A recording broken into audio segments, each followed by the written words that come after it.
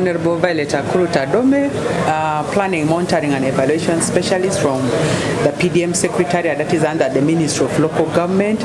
I'm glad today we are in Karamoja sub-region where a stakeholders meeting was mobilized by the Commissioner, CID, at the headquarters where he had called all the RDCs of the region, all the DSOs of the region, all the DPCs of the region, all the CIDs of the region, and other stakeholders who had this engagement, but purposely it was really about PDM. There have been cases about extortion of PDM, and the issue is how can we together as a concerted effort work to ensure that there is no extortion of PDM, and the monies that have been, the other has been from the state attorneys and the magistrates who are within the region. They were also in the meeting.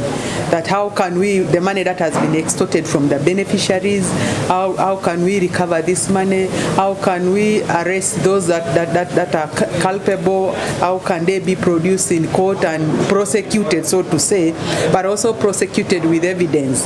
I think the challenge that most of the participants raised here has been the challenge of lack of evidence. Even when the police has done its part, they've arrested these culprits, they have the files, but the people to give evidence, to give witness, as appear in court as witnesses, has been a very big challenge.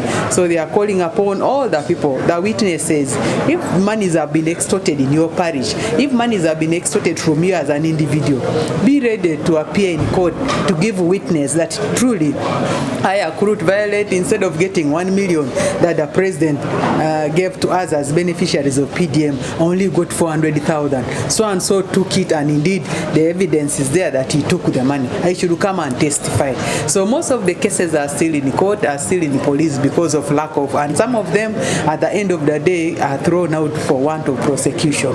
So there has been an appeal to all the security personnel, all the security agencies, all the stakeholders, that let us work as a team so that we can be able to recover. There is still a very big challenge for Karamoja. Now this, as a PDM, this is now a stabilization phase. During this stabilization phase is a phase where communities that received this money are supposed to repay it. They started disbursement of the parish revolving fund in 2021-2022. So the beneficiaries who received around that time up to 2023 are due for repayment. Countrywide, the amount of money that is due for repayment is 999 billion, almost amounting to 1 trillion. But as we speak now, the amount which has been paid back is less than 300 million. In Karamoja alone, the amount due for repayment as at July 2026 is 43 billion 840,278. But the amount which has been paid by beneficiaries in Karamoja sub-region coming from 11 districts is only 21,827,000, and the only district which has paid the biggest amount of this is Abim District Local Government that paid 10,153,000. Others completely nothing, they have not recovered anything. Others really so small in terms of recoveries. So I've also made an appeal to my brothers and sisters, the RDCs, the DPCs, the DSOs, all the stakeholders that have been here, that we need to work as a team. If we work as a team, then just like Amudat Abim is an example, the rest also in the next time when we shall be reviewing this, maybe each and every local government, each and every district would have recovered for repayment over 10 million in their districts or in their local governments. So there is need of concerted efforts. If there are issues of extortion like what has brought us here today, if there are issues of extortion, if a suspect has been arrested, indeed the police should be able to investigate those cases, and then these files should be produced in court. They should be taken to court.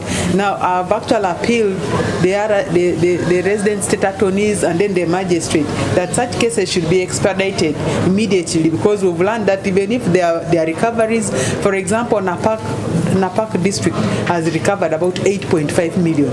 There was the same recovery in Karenga of about 8-point-something million.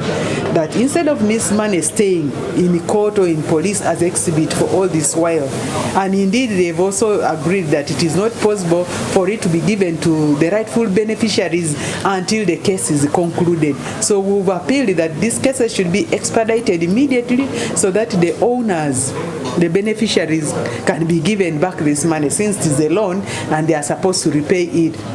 Already the system of Wendy, the system that pays them the money, is counting that they received the money when in actual sense this money was extorted from them. They did not receive it physically. So we've agreed that indeed these cases can be handled expeditiously, just like we have these election petitions handled within a short period of time. The same will apply to the PDM cases. But also just re-echoing the message of the President that these are criminal offenses and indeed monies of PDM, and that is why he said this time this is a sign of no sleep and no corruption. That they should not even be bailed out. They should not be given police bonds. They should not be given court bails, because if the case is seen that somebody actually extorted or stole the money, why would you give them bail? Why would you give them bonds? So I still want to call upon our communities that now that we are saying, yes, everybody is on the ground doing their part. Nobody, no parish chief, no circle leader, we've already changed the leadership of all the circles. And we want to say going forward now, we should not be able to hear those cases of extortion again. We are organizing for induction of these circle leaders that at the end of the day, they should be able to be seen doing their part. But also we came up with the guidelines that going forward, that the next beneficiaries, they are not going to receive this money until or unless they have gone through the practical training centers where they will be trained on the enterprises that they select, that we are going to do goat rearing. You're trained on how you're going to rear the goats and how the goats are going to be beneficial to you, how the sheep is going to be beneficial to you, or poultry. And then we attach them in the practical training centers should actually be those that are doing the enterprises that they wish to do. So going forward, that whoever is going to receive this money, people should have the knowledge that first of all, it is a loan which is supposed to be paid after 2 years with an interest of 6%. Secondly, that this money is going to be, like we said, it is going to revolve within the parish. That it is a grant given to a parish, then the parish extends it to you as a loan that you pay back with an interest of 6% after a grace period of 2 years. That once you know that you're supposed to pay it back, then get it and indeed utilize it with the enterprise that you really felt is going to be viable for you, that after a period of 2 years I should have made a profit from this poultry to be able to repay the 1 million that you're given. So we are going to continue sensitizing our population, sensitizing our communities, but also bringing on board other stakeholders who are going to help us in terms of the implementation of PDM so that it becomes a success story. When PDM succeeds, all of us would have succeeded. True, we still have our population, 39% of them under subsistence. That is still a big percentage or a bigger population. We are saying how can we remove the 39% who are under subsistence to come into the money economy, so that all of us are in one boat. Maybe once these have come out of poverty, they are now in a money economy, then we shall say, yes, indeed, Uganda will now reach middle income status that we really wish or aspire to be, like the rest of the countries in the East African community, like Kenya and Tanzania. So one just to appeal to everybody, all the stakeholders, that let us work together in harmony. Let us reinforce each other's effort so that we have a success in this program. Let it not be the story. I mean, the other program came, where is it? This one came, where is it? No. We do not want PDM to be a failed program, because we know it is going to succeed, and indeed we are seeing it succeeding because there are success stories. We've documented them. Also on the area of repayment, we shall be able to document and have successes alongside that. But also the most important, working as a team like how we've started, we shall have success stories there. I think, like I gave an example, that our BIM has been able to give a success story in terms of working together. That is why they were able to be a lead in terms of recovering the money or repayment of the money in the region, the 10 million that they have so far gotten in terms of repayment. So I want to thank all the stakeholders that were here for this meeting, but most importantly the team from Kampala, the Commissioner for CID and his team. And we've actually agreed we'll work together, share information, because the statistics that I was privy to so far, there is actually a lot that has been stolen on this money to a tune of 1.7 trillion. That is a lot. We have said we have given out about 4 trillion. Now, if out of the 4 trillion that has gone to the population, 1.7 has already been stolen, then we need to put our heads together. We need to put our efforts together to ensure that money is not diverted. Money of PDM is not misused.